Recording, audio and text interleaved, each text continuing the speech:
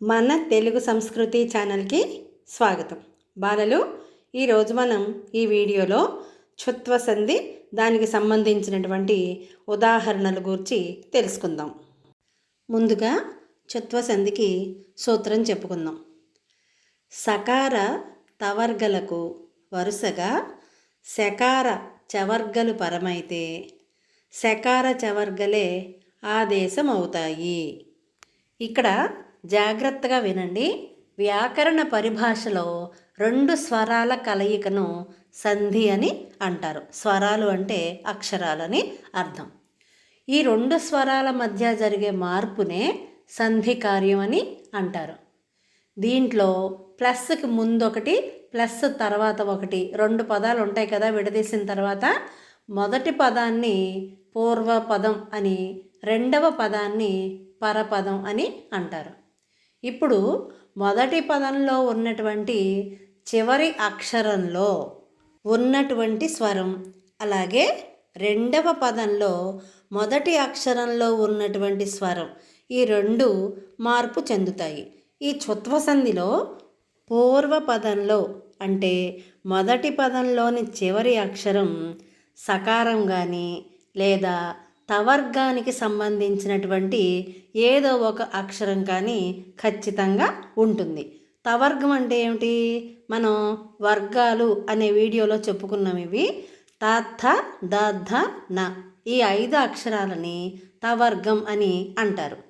పూర్వపదం చివర సకారం కానీ తవర్గానికి సంబంధించినటువంటి అక్షరాలలో ఏదో ఒకటి కానీ ఖచ్చితంగా ఉంటాయి. పరపదంలో అంటే రెండవ పదంలో మొదటి అక్షరంగా శ అనే అక్షరం కానీ చవర్గాక్షరాలు కానీ ఏదో ఒకటి ఉంటుంది. చవర్గాక్షరాలు అంటే ఏమిటి? చ, ఛ, జ, ఝ, ఇణి. ఇవి పరమైతే వాటికి శ లేదా చవర్గలే ఆదేశంగా వస్తాయి అని ఈ సూత్రాన్ని మనం అర్థం చేసుకోవాలి. ఇక్కడ చూడండి, పూర్వపదంలో ఉండే అక్షరాలు, పరపదంలో ఉండే అక్షరాలు ఇవ్వటం జరిగింది. పూర్వపదంలో స, త, థ, ద, ధ, న అనే 6 అక్షరాలు ఉంటాయి. అలాగే పరపదంలో శ, చ, ఛ, జ, ఝ, ఇణి, ఈ 6 అక్షరాలు పరపదంలో ఉంటాయి. ఇప్పుడు ఉదాహరణలని పరిశీలిద్దాం. నిస్ ప్లస్ చింత, నిశ్చింత. చూడండి, పూర్వపదంలో సకారం ఉంది, పరపదంలో మొదట్లో చవర్గానికి సంబంధించినటువంటి అక్షరం చి ఉంది. ఈ రెండూ కలిస్తే శకారము, చవర్గంలో మొదటి అక్షరం రెండూ వచ్చి నిశ్చింత అయింది. అలాగే రెండో ఉదాహరణ చూడండి.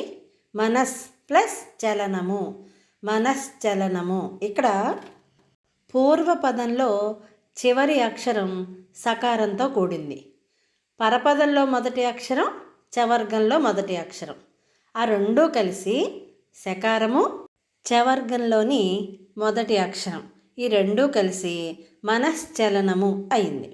అలాగే మూడో ఉదాహరణ సత్ ప్లస్ చరితము. పూర్వపదంలో తకారం వచ్చింది, పరపదంలో చవర్గానికి సంబంధించినటువంటి మొదటి అక్షరం, ఆ రెండూ కలిసి సచ్చరితము. అలాగే శరత్ ప్లస్ చంద్రికలు, శరచ్చంద్రికలు. ప్లస్కి ముందే ఏ అక్షరం ఉంది, ప్లస్ తర్వాత ఏ అక్షరం ఉంది, సంధి పదంలో ఏ అక్షరాలుగా మార్పు చెందాయి అనేది గమనించుకుంటే తొందరగా మనకి అర్థమవుతుంది.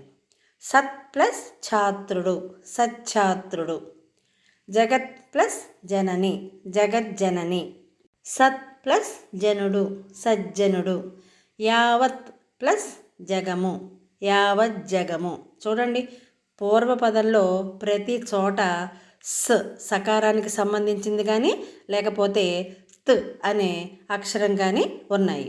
అలాగే ప్లస్ తర్వాత రెండవ పదంలో అంటే పరపదంలో మొదటి అక్షరంగా చవర్గానికి సంబంధించిన అక్షరాలే ఉన్నాయి. చ, ఛ, జ, ఝ, ఇణి. దానికి సంబంధించినటువంటి చ, జ దీనికి సంబంధించినటువంటి అక్షరాలు మాత్రమే ఉన్నాయి, గమనించండి. తపస్ ప్లస్ చర్య, తపశ్చర్య. ప్లస్కు ముందు ఉన్నటువంటి పూర్వపదంలో స్ అంటే సకారం ఉంది. ప్లస్ తర్వాత చవర్గంలో మొదటి అక్షరమైనటువంటి చ అనేది ఉంది. ఆ రెండు కలిసి తపశ్చర్య అనే సంధిపదం ఏర్పడింది. విద్యుత్ ప్లస్ శక్తి, విద్యుత్ శక్తి. ఇక్కడ ప్లస్కు ముందు సకారం కానీ తవర్గాక్షరాలు కానీ అని చెప్పుకున్నాం కదా. ఇక్కడ త్ అనేది వచ్చింది, ప్లస్ తర్వాత శకారం ఉంది.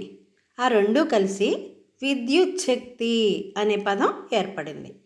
సత్ ప్లస్ శీలుడు, సచ్చీలుడు. శరత్ ప్లస్ చంద్రిక, శరచ్చంద్రిక. సత్ ప్లస్ చరిత్ర, సచ్చరిత్ర. మహత్ ప్లస్ ఛత్రం, మహచ్ఛత్రం. తపస్ ప్లస్ శమము, తపశ్శమము. ఇక్కడ పదాలని మీరు జాగ్రత్తగా గమనించండి. ప్లస్కు ముందు ఏముంది, ప్లస్ తర్వాత ఏముంది, రెండు కలిసి ఏ పదంగా ఏర్పడింది అనేది జాగ్రత్తగా గమనించుకోండి. తరువాత తపస్ ప్లస్ శక్తి, తపశ్శక్తి. మనస్ ప్లస్ శాంతి, మనశ్శాంతి. ఇక్కడ ఇంకొక చిన్న విషయాన్ని మనం గమనించుకోవాలి. అదేమిటంటే కింద ఇంకొకటి ఉంది చూడండి, మనః ప్లస్ శాంతి, మనశ్శాంతి. ఈ మనశ్శాంతి అనే పదాన్ని చుత్వ సంధికి అలాగే విసర్గ సంధికి కూడా ఉదాహరణగా చెప్పుకోవచ్చు. పైన చూడండి, మనస్ ప్లస్ శాంతి అని వచ్చింది కదా. ప్లస్కు ముందు సకారము ప్లస్ తర్వాత శకారము ఉన్నాయి కాబట్టి దాన్ని చుత్వ సంధికి ఉదాహరణగా చెప్పుకోవాలి. అలాగే కింద రెండవసారి విడదీసినప్పుడు మనః ప్లస్ శాంతి అని ఉంది కదా. ఈ విసర్గ సంధికి 6 సూత్రాలు ఉంటాయి. ఆ 6లో ఒక సూత్రం ఏంటంటే విసర్గకు శ, ష, స ఈ 3 అక్షరాలు పరమైతే గనక మళ్ళీ దానికి శ, ష, స ఈ 3 అక్షరాలు ద్విత్వాక్షరాలుగా మారి సంధి పదం అనేది ఏర్పడుతుంది. ఆ సూత్రం ప్రకారమే ఇప్పుడు మనం దీన్ని విసర్గ సంధిగా కూడా చెప్పుకోవచ్చు. చుత్వ సంధి, దానికి సంబంధించినటువంటి ఉదాహరణలు విన్నారు కదా.